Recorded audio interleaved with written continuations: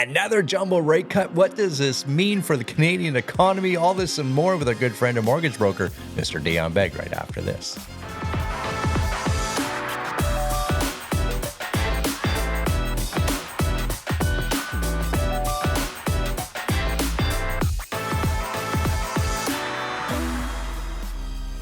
Here we are, my friends, with our favorite mortgage broker in all of the land, Mr. Dion Beg. No news is not today. That's not today, Dion. There's a lot of news today. That's right. That's right. So we are recording this, of course, on Wednesday, December 11th, which should typically have no meaning at all, except we're 2 weeks out till Christmas or less than that. And for some, we got a Christmas present today from the Bank of Canada, while others might not think that because the economy is doing all sorts of stuff. You've given me a great segue here, Gary. So you've opened the door. I'm going to go right through the door. Do it. So you know that song, I want a hippopotamus for Christmas. Do you know that song? I want a hippopotamus for Christmas. It's a great song. My kids love that song. So I think we got an elephant for Christmas. And what I mean by that, yes, bada boom, bada bang. What I mean by that is everybody's calling this rate drop another jumbo rate cut. We've got two jumbo rate cuts back to back, right? 0.5%. We now have a full 1% rate drop in a matter of two Bank of Canada meetings. So we haven't seen these types of measures in a very long time, outside of the pandemic that we had a couple of years ago where we had these drastic drops. We haven't seen these types of drops outside of recessionary times, okay? And I know that the headlines the government want us to believe is that we are not in recession and we've survived this recession and we've had this soft landing. I think you and I know better that if you count GDP per capita rather than just GDP, we are in fact negative for all the last quarters, I don't know, probably 10 quarters or so. I mean, and the evidence of that is two jumbo rate cuts back to back. So that's where we are, guys. And it's good for those of you who have a mortgage or intend to renew or purchase a property soon. But it means that there's other stuff going on in the economy that may not be the best of things. Yeah. And to use your elephant analogy and the jumbo rate cut, do I dare say, this is the bad dad joke, do I dare say it's a Dumbo? It's a Dumbo rate cut? I'll take it. All right. That's the dad jokes out of the way. Terrible dad jokes. Yeah. Well, it's interesting because, on one hand, maybe the sightness to way to look at this is, my, line of credit or unsecured line of credit's just got a little bit less or a little bit cheaper. This is a good thing. But as you're alluding to, there's some economic fundamentals that are not in the right place, we'll call it. And look, let's just jump to it. These rate cuts are happening because there's some volatility in the greater economy. Businesses are not making as much money as they traditionally did, which in turn means that they're not hiring and in fact letting people go. So, while interest rates, the Bank of Canada policy rates now at 3.25, that's great.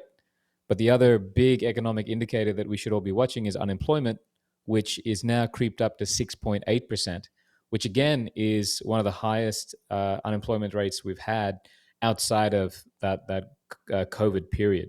So if you are one of those people who are lucky enough to be in a position of stability in employment, then that's great. Continue to hold on to that position. But for those of you who are on the edge there, it may be time to start looking into the market as to employment opportunities if there is an event that might change your stability of employment, because business profitability is not fantastic. Even some of the banks who have been profitable and actually hit or exceeded their quarterly billion-dollar targets, even some of the major banks have actually downsized in recent weeks as well. So just be aware, this is what's going on in the economy right now. Yeah. There is lots of stuff going on. And if you go read any of the other pundits out there, we'll call them, they're talking, especially in the Toronto area, the condo market being hit really, really hard with, the number of sales. We're just sitting right now at just shy of 5,000 condo apartments available for sale in the city of Toronto. That's a lot. Um, there's Yeah, obviously stories of closings not being able to close, new construction closings not being able to close. I should correct myself there. And of course that has a ripple effect, doesn't it? yeah, and I mean, I'm front seat to many of these scenarios where, using round numbers, let's say somebody paid $1 million for a condominium. The square footage on that condo was maybe 800 square feet, and now we're coming up to closing, and they're not appraising at the $1 million that they paid for it. It might be coming in at 800 or 850, something like that. So I've been dealing with a lot of scenarios, unfortunately, where people are looking for an extra 100 grand that they didn't expect to need at the time of closing. And I'll share some solutions with you. Fortunately, most of these clients already own other property, which means we can tap into some equity from that property to use as extra down payment. But then we have other clients who don't have extra property and they are going to family and tapping into mom and dad's equity, um, and they're getting that family help. I'm lucky to say that I haven't come across a situation where I haven't been able to help somebody, but it does come down to, like, when you're getting a mortgage. We talk about using your resources, but some of your resources are also your network, which is in particular family who have the equity in their homes. And you and I've spoken about this. Mum and dad probably are sitting on an extra $500,000 of equity that they didn't ever expect to have because of the boom that we historically had in the last 10 years. So they are okay with giving some of that money to their child as an early inheritance just to get them through a rough time, which a lot of these condo closings really are presenting right now. Yeah, yeah. Okay. So we know that there's some, economic woes to go over the next, probably couple of quarters or more, with pressure from, even the Canadian dollar against the US dollar and all that kind of stuff. But let's talk about perhaps where we think rates are going. And I know maybe it's good to see where rates have come from. You got a slide to see with the last, the historical piece there of Yeah. where we were. Should we go ahead and share that slide? Yeah, go ahead. Okay, so walk us through where, obviously it's kind of self-explanatory, but walk us through this. Yeah. Sure. So, guys, we had crazy inflation. Inflation was up around 8%. Bank of Canada increased interest rates, which is not on screen here. We only see a little bump here. But if we were to extend this further back, you'd see a huge escalation in interest rates. This here is a snapshot of the start of 2023 until today. So basically the last 24 months. And in the last 24 months, at the start of 2023, we had two rate increases. For the remainder of 2023 and most of 2024, we had no rate change. Okay. And then in April of this year, they started stepping down at the rate at which we would expect, which was 1/4 of 1%, 0.25.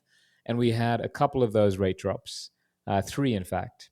That was then followed up with two jumbo rate cuts at a 0.5% each. So when you add up all the rate drops we've had since just April this year, we've had 1.75% rate reduction this year. So for all of those you listening who are in variable rates with variable payments, you would have seen that on your monthly statement as your payments have slowly stepped down.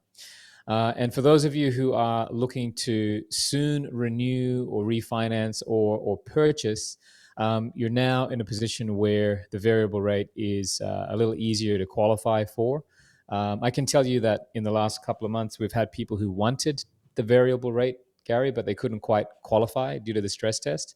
And this is actually making it a little easier for them to qualify now. So, yeah, most of our clients, interestingly, Gary, in the last four, if I go back 6+ months, most people were taking a fixed rate, a 3-year fixed rate. In the last 4 months, the majority have decided to take the variable if they qualified. And it's because what you're seeing on screen was expected and more are expected. So this is why right now the 5-year variable is the preferred rate amongst the clients we've been speaking with. That was going to be my question. I'm glad you went there. And for those that perhaps are unfamiliar with if they qualify variable versus a fixed rate, walk us through that real quickly on that very high level, Yep. the difference there. So, yeah, sure. So, look, historically, variable rates are lower than fixed rates. Okay.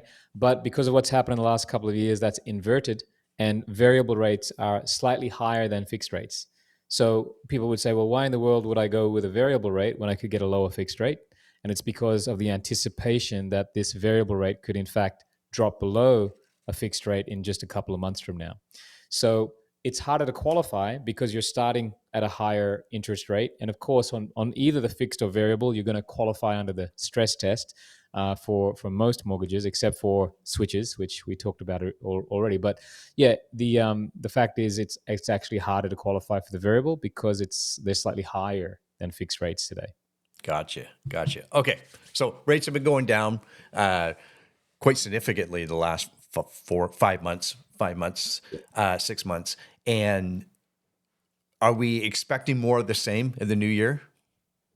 Yeah, so from what I've been reading, they're going to be watching the economy very closely, as they always do, Bank of Canada. Some stuff that's going on in the USA with proposed tariffs and the impact on our exports and imports, and how that then will further impact inflation at some level is also something to monitor very closely. But that aside, it's those economic indicators internally, especially as it relates to productivity and unemployment. And unfortunately, those things are looking to get worse, which means, yes, it might be another cause for interest rates to drop. And again, if we look at the major banks' economists who work in house, who advise these multi billion-dollar companies in terms of where they believe rates are going, um, many economists are still predicting an additional 1% drop over the next 12 months. Mm. I know in the past we've often talked about the number of transactions per year on the Toronto Real Estate Board being around 90,000. Is there a equivalent answer? When when is the market happy on both sides, we'll call it, with interest rate? Is there an interest rate level that people are, yeah, the economy's moving okay, my payment is okay, that type of thing? Yeah, so I would say the answer to that, it's less to do with an interest rate number and Okay. more to do with a monthly affordability number, which Mm, translates to, in my world, what they call a debt service ratio. And so it's a combination of wage growth, price growth, and interest rates. And quite quite simply, if I go back 15 years, close to when I first arrived in Canada, most people were spending about 30% of their monthly income on housing. Okay.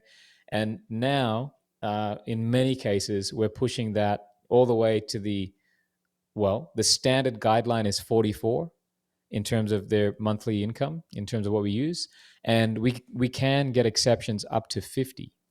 And in many instances, this year in particular, I'm seeing people have to push all the way to 50%. mm, And what that means, if you imagine a husband and wife both going to work, both earning the same income, one of them, one of their entire incomes is going to service the mortgage, and then they're living off the other's income for food and utilities and other essentials. And again, it's funny to say this, but I remember maybe traveling to Vancouver about 10 plus years ago. And I was thinking to myself at the time, and there was a disparity. Vancouver was much more expensive than Toronto at that time. And I was thinking to myself, geez, I'm so happy that I work in Toronto with these mortgage numbers. I don't know how they make it work in Vancouver. And now there's not much difference between affordability in Vancouver and Toronto. So yeah, it's got to that point where many people are really working just to pay that mortgage. yeah, interesting. Okay, let's transition. I love when we talk about real life, real drama, real, just like the realness of some of your clients that you're talking to Mm. and helping and supporting and guiding them through their real estate decisions. You had an interesting one the other day with a couple that's retiring with a few properties. Walk us through that. Yes, yes. So this couple I met many years ago. As you know, Gary, I used to do in-person seminars. Now I mostly do online webinars, and I think they've attended and watched every single one of them. And so over the years, we've helped them accumulate a couple of properties, and they're going into retirement with a house that they own with no mortgage, worth nearly $2 million, and then they have two properties, each worth somewhere between seven and 900 grand. So overall, a pretty good scenario. They do have some debt on those rental properties, and we were just talking about what the future holds for them. Oh, and of course they also have some pensions and RSPs. And they called me kind of a little concerned, like, Dion, I don't know if we're going to be okay in retirement. And I sat down and I broke down the numbers. And the good news is, because of the extra work they did in buying those investment properties, all the things that they were worried they couldn't do in retirement, they will be able to do. And so, because they have those other two investment properties which they can liquidate at some time in the future, they're probably going to go into retirement with an extra $600,000. And we sort of planned out, what they would want to do with that. And they talked about, international travel, visiting family, also leaving money for charity in their estate. And that was a call I had just a couple of days ago. And it's always cool to have those types of positive calls in amongst all the sort of economic turmoil that we discuss on a weekly basis, to see people navigate through that and go into retirement, to be able to live the retirement that they dreamed of, because they were willing to do a little more, take a little more risk, think a little bit more outside the box than most of their colleagues. So yeah, it was just it was great to see that we could set these guys up for a better retirement. I I have a whole whack of follow-up questions. Probably best we do it on another video, but I'll just kind Okay. of leave this out there. Do you feel people are more, when you kind of get to that late 50s, early 60s age category, do you feel people are more educated today than they were, say, 10, 15, even 20 years ago? Because I know that was obviously your world, excuse me, your world prior to mortgages. Are people more educated now than they were back then? Yeah, I would say that financial literacy, even amongst some very smart people in positions of respect in society, I'm talking doctors and accountants, uh, even they still struggle Mhm. with the idea of how much money do I need in my retirement. And I'll just summarize. And yeah, maybe we should talk about this in another call in more detail. But I try to simplify what you need for a good financial life down to two things, and that is net worth and cash flow. And if you have those two things covered when you hit retirement, you don't really have too much to worry about. And people are measuring a whole bunch of other numbers, and those numbers are probably important, but the two big numbers are, what's my monthly cash flow going to look like? And also, if I have an emergency, do I have an extra couple of hundred grand over there that I can reach into that will not impact my monthly cash flow? And most people don't have both of those things, or don't even know what they should be aiming for. So yeah, that's what I continue to see, even amongst educated people in high level professions. Yeah, interesting. Yeah, that's definitely a topic we should dive into in the future. My man, always interesting stuff, especially on the jumbo dumbo rate cut, Okay. and more perhaps is going to be expected, obviously, in the new year. Uh, how do people get a hold of you, my man? Yeah, kangamortgage.ca or Instagram at the Dion Beg. There you have it, my friends. That's Dion Beg. I'm Gary McGowan. We'll see everybody in the next episode. Bye for now.